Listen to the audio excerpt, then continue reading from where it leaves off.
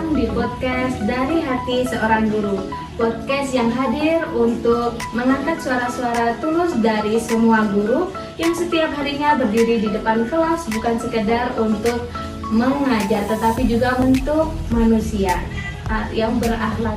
Saya Yulia Marisa dan ada rekan saya Meli Fitriana dan saya Amin Audarinda. Dan hari ini kami akan mengobrol yang tentunya memiliki manfaat untuk kedepannya, terutama bagi seorang pendidik atau calon pendidik. Nah, tamu kita hari ini adalah seorang guru sekolah dasar yang sudah lama mengabdikan dirinya untuk anak-anak bangsa.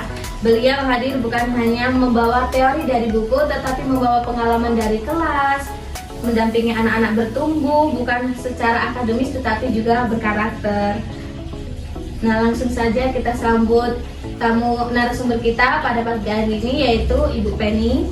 Sebelumnya terima kasih kepada Ibu karena sudah bersedia menjadi narasumber kami. Nah, sebelumnya supaya teman-teman lebih kenal Ibu, nah bolehkah Ibu perkenalan dulu seperti dari nama, sudah berapa lama mengajar, dan Ibu ini kalau boleh tahu mengajar di mata kuliah APM atau mata pelajaran apa? Oke, baik. Terima kasih juga kesempatannya buat adik-adik mahasiswa dari IAIN Ceruk ya. Luar biasa sekali hari ini sudah berkenan hadir di SD Negeri 8 Kepahyang. Sebelumnya perkenalkan, saya di sini Feni Kusuma. Kebetulan mengajar di SD Negeri 8 Kepahyang ini sudah sekitar 7 tahunan dari 2019, nggak kerasa sudah 7 tahun. Saya di sini mengajar kelas 6 karena di sini guru kelas kan, bukan guru mapel. Jadi kalau guru kelas ya semua mata pelajaran diangkut di SD ini. Mungkin demikian untuk perkenalan singkat. Oh, berarti 7 tahun itu udah waktu yang cukup lama ya, Bu. Lumayan. Mungkin banyak banget nih pengalaman Ibu selama mengajar. Nah, kalau boleh tahu apa sih yang menginspirasi Ibu ini untuk menjadi seorang guru kayaknya? Oke, kalau hal yang menginspirasi kayaknya lebih kepada ketika sekolah dulu memang ada keinginan untuk menjadi guru karena saya itu kayak hobi mencari tahu hal-hal yang baru, kayak gitu, hobi membaca, baik menulis juga, kayak menulis puisi, dongeng gitu, hobi dulunya. Nah, jadi dari kebiasaan atau hobi itu berkeinginanlah, oh kayaknya kalau ilmu yang dimiliki bisa dibagikan ke orang lain kayaknya lebih bermanfaat gitu. Jadi kayak tercetus, oh kayaknya jadi guru aja gitu. Jadi kuliahnya juga langsung mengambil pendidikan guru gitu. Wah, menarik sekali ya Bu alasan Ibu. Jadi bisa kayak inspirasi kami nih sebagai calon pendidik nantinya untuk bisa menjadi pendidik berikutnya. Nah, sekarang kita masuk ke obrolan utama kita, yaitu tentang pendidikan karakter Bu. Nah, kita mulai dari nilai yang paling dasar dulu, yaitu nilai ini religius. Nah, nilai menurut Ibu, nilai religius itu tuh maknanya seperti apa sih Bu di sekolah dasar ini? Oke, nilai religius ini berarti keagamaan ya, lebih kepada hubungan antara siswa ataupun murid dengan Tuhan. Bukan hanya sekedar rutinitas ibadah gitu kan, tapi juga bagaimana siswa mengenal Tuhannya, bagaimana dia bisa melakukan hal-hal baik yang tentunya juga akan berpengaruh pada kehidupannya.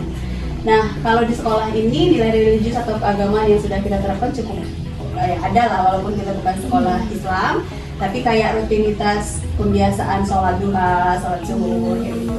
Sebelum belajar juga kita doa dulu, kayak gitu sih. Untuk mengenalkan siswa kepada makhluk Tuhan sebagai makhluk ciptaan Tuhan, gitu. Bukan hanya ke sesama manusia saja, bukan hanya sebagai rutinitas ibadah saja, tetapi bagaimana dia mendalami karakter sebagai ciptaan Tuhan itu tadi. Mungkin begitu.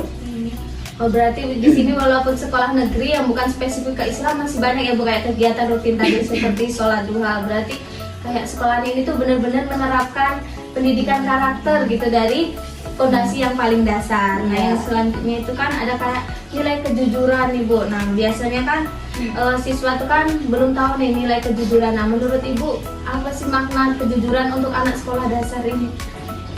Oke, kalau nilai kejujuran sih yang biasa kita tanamkan itu kalau berbuat salah itu kan biasa ya, manusiawi wajar.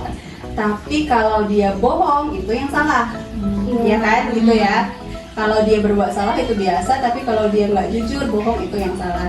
Nah itulah yang menjadi tuntutan kita sebagai guru, bagaimana siswa itu bisa bersikap jujur, mulai dari hal-hal kecil kayak di dalam kelas mungkin ya jangan mencontek, di kantin juga berapa yang diambil itu yang harus dibayar gitu kan. Itu sih yang perlu ditanamkan lebih lanjut kepada siswa sekarang. Contohnya kan sudah banyak metode, misal nih dalam kayak lagi ujian kayak gini Bu, mungkin kan ada siswa yang menyontek atau nggak percaya diri, itu kan Mbak contekan. Nah itu tuh Ibu menanggapinya atau meresponnya itu bagaimana Bu? Iya, biasa ya anak zaman sekarang pasti sedikit banyak, 1-2, walaupun nggak semuanya, pasti ada yang mencontek gitu, lirik-lirik kanan kiri sedikit gitu kan. Caranya yang pertama paling kalau saya itu melakukan pendekatan secara personal terlebih dahulu. Ditanya baik-baik, ini kenapa mencontek, alasannya apa, kenapa, apakah belum paham atau bagaimana, kan kita harus tahu dulu latar belakangnya. Nah setelah tahu, kita harus memberikan pembelajaran lebih lanjut, memberi nasihat lah, semacam nasihat. Kita harus memberitahu bahwa kalau dia mencontek itu malah merugikan dirinya sendiri, ya kan? Malah dia dari yang tidak tahu ya tetap tidak akan tahu, tidak akan berkembang di pola pemikirannya. Itu malah merugikan dia secara pribadi, gitu sih. Perlahan-perlahan, insya Allah mulai terbiasa. Berarti tidak langsung menghukum ya Bu, kayak tadi dikasih pendekatan dulu, ditanyain supaya anaknya itu mengerti. Iya gitu sih. Kita harus cari tahu dulu latar belakangnya apa, kenapa masalahnya mencontek. Kalau tidak paham ya dijelaskan ulang gitu kan, supaya tidak terjadi berulang-ulang kali.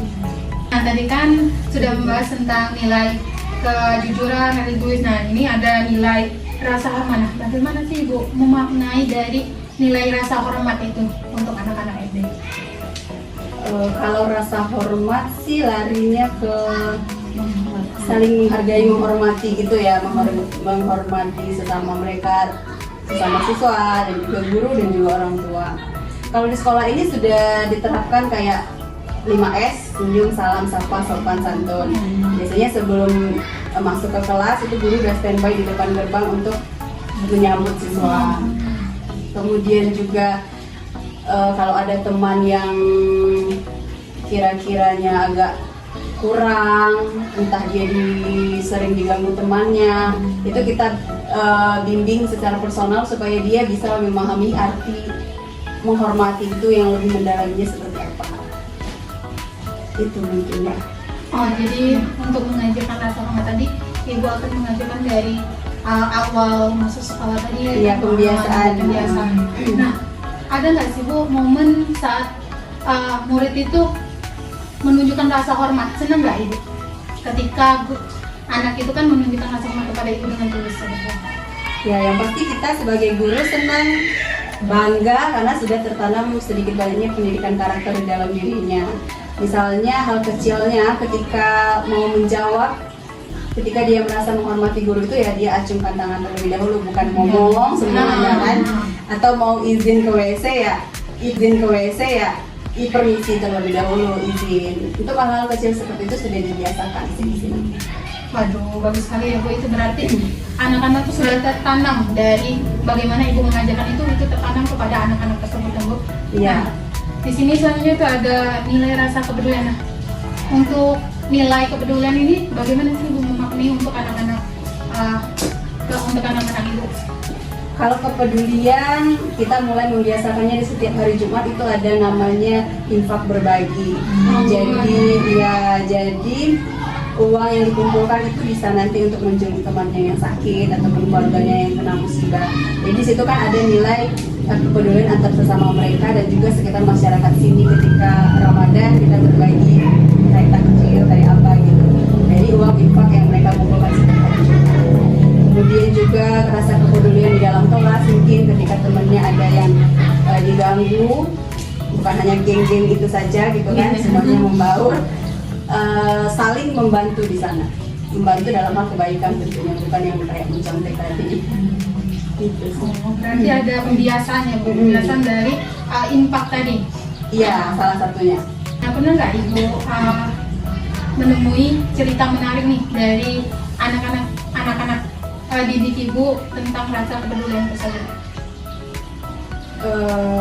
Hal-hal yang terjadi ya itu tadi sih, kayak misalnya ada teman yang sakit, biasanya mereka tuh kayak inisiatif, "Bu, kita jenguk yuk," gitu.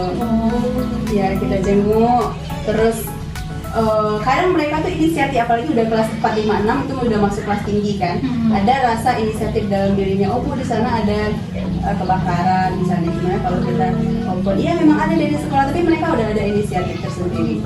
Terus kalau misalnya temennya nggak bawa uang jajan, memang ini tidak semua anak ya, ada beberapa anak kalau saya perhatikan mereka tidak suka untuk berbagi. Berarti rasa kepeduliannya tinggi sekali ya Bu di sini. Mungkin ada anak-anak yang tidak terlalu, tapi kan kebanyakan ada anak yang seperti itu. Iya. Nah tadi kan Bu sudah membahas tentang nilai tanggung jawab sama nilai kepedulian. Nah selanjutnya itu nilai kedisiplinan. Nah dari Ibu sendiri itu bagaimana Ibu memaknai tentang nilai-nilai kedisiplinan di lingkungan sekolah atau di lingkungan pendidikan sekolah untuk siswa sekolah dasar? Oke, kalau nilai kedisiplinan itu lebih kepada kebiasaan tanggung jawab mereka di sekolah seperti apa, mulai dari masuk 7.30 tidak boleh terlambat kayak gitu, terus mengerjakan tugas ya tepat waktu, kalau ada PR dikerjakan hari itu ya hari itu, untuk membiasakan mereka untuk bersikap disiplin. Kayak tadi juga kalau misalnya mau izin, ada aturan-aturan yang memang harus mereka patuhi di sekolah. Karena kita punya tata tertib, punya aturan di sekolah yang kalau dilanggar tentunya ada sanksi. Ketika mereka baik melakukan hal-hal yang sudah patut, itu ada apresiasi ataupun penghargaan sejenis reward gitu. Nah itu kan tadi sudah Ibu jelaskan tentang rasa tanggung jawab, terus tentang kedisiplinan juga kan, seperti memberikan penghargaan kepada siswa yang disiplin itu tadi. Nah selanjutnya itu tuh bagaimana sih dari Ibu sendiri itu menanggapi tentang anak yang belum bisa diatur mengenai kedisiplinan itu tadi? Oke. Yang pasti kita tidak langsung memberikan hukuman kalau di sini. Yang pasti kita beri peringatan dulu, nasihati baik-baik, kita panggil, kita tanya masalahnya apa, latar belakangnya apa, kenapa. Tidak langsung kita memvonis, "Oh kamu salah," gitu kan, tidak juga. Setelah tahu latar belakangnya seperti apa, baru kita mengambil langkah apakah nanti orang tuanya perlu dipanggil atau tidak. Ketika semua runtutan itu sudah dilaksanakan tapi masih bermasalah misalnya, ya baru kita libatkan kepala sekolah, orang tua dan lain sebagainya untuk diberikan sanksi atau hukuman sesuai dengan pelanggaran yang dibuat. Gitu. Berarti dari pihak sekolah sendiri, dari kepala sekolah, guru, kemudian orang tua itu tuh berkontribusi dan biar anaknya itu memiliki nilai-nilai kedisiplinan, terus nilai-nilai tanggung jawab dan juga kepedulian. Ya betul, karena memang harus ada kerjasama yang baik antara guru dan orang tua. Tidak bisa semuanya di berkontribusi. Iya, bahasanya ya, semuanya guru sepenuhnya gitu. Kan tidak bisa, karena di sekolah paling berapa jam sih, 8 jam, sisanya kan di rumah. Jadi memang harus ada kerjasama yang baik antara guru dan orang tua. Nah, bukan tadi kita sudah membahas beberapa obrolan tentang karakter pendidikan tadi kan Bu. Nah, di sini kita hampir di penghujung obrolan. Nah, tapi sebelum kita tutup obrolan kita ini, ada satu pertanyaan yang akan kami sampaikan kepada Ibu. Nah, apa pesan atau hal yang pengen Ibu sampaikan kepada kami sebagai generasi kedepannya untuk mengajar tentang pendidikan karakter ini? Oke, pesannya ya. Pesannya apa ya? Ya kita sebagai pendidik, dan ini juga adik-adik sebagai calon pendidik, tentunya harus mengedepankan pendidikan karakter yang sedang kita bahas tadi. Karena pendidikan karakter ini kan penting ya.